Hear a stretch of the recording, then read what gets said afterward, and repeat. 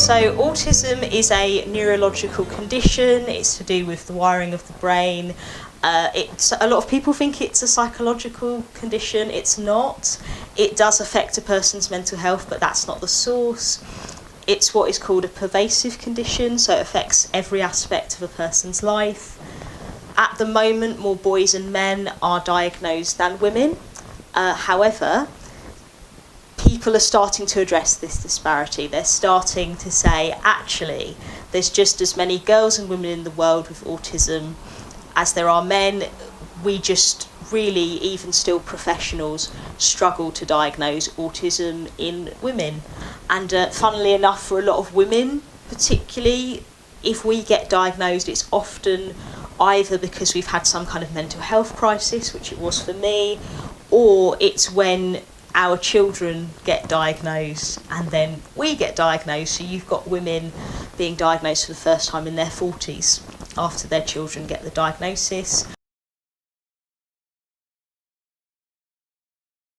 We are in the minority, really, in terms of how many of us there are. Currently, the rate in the UK is 1 in 100 people is on the autistic spectrum.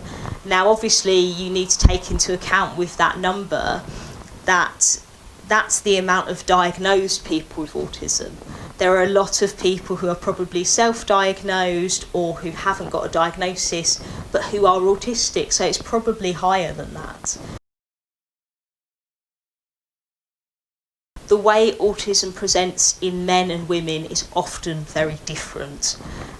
Men, maybe if they get stressed or upset, are maybe more likely to get aggressive or violent, whereas a girl is probably more likely to internalise it and become anxious and depressed, and so it doesn't get picked up on in the girl, because if she's going to school, if she's doing well in school and with her grades, it's not necessarily going to be picked up in the same way.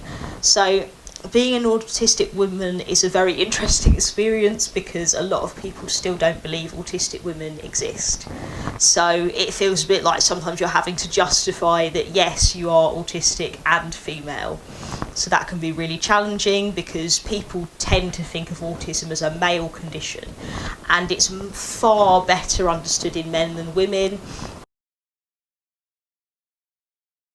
I mean, another problem that you have as well when it comes to, say, if you're what would be termed as high functioning, that's not a term that a lot of people like, but sometimes those differentiations are made because autism is a spectrum. So obviously autism means that you can fall anywhere along it, and all autistic people are different, and you know, you've got some autistic people who are maybe a bit more severe, potentially like people we work with at Hopeful Futures, actually, who may be non-verbal, who may have severe learning disabilities as well. And then obviously you can go all the way through to someone who's moderate and who can speak but still has certain challenges, and then someone who is high functioning, which is what people might call me. People can often think that you're not disabled at all, and then if you struggle with anything, they're really surprised and shocked, and they know that you're disabled, but it's almost like they don't really believe it. So that's kind of another challenge. So yes, autism does affect mental health, but it's not a mental health condition, and that's really important to say. The main kind of things an autistic person would struggle with mental health wise are going to be anxiety and depression. Anxiety, because we live in a world that overwhelms us and that we find overstimulating, and so that can really trigger anxiety, and maybe even sometimes leaving the house feels like it's just too much. And then you've obviously got the depression side of things.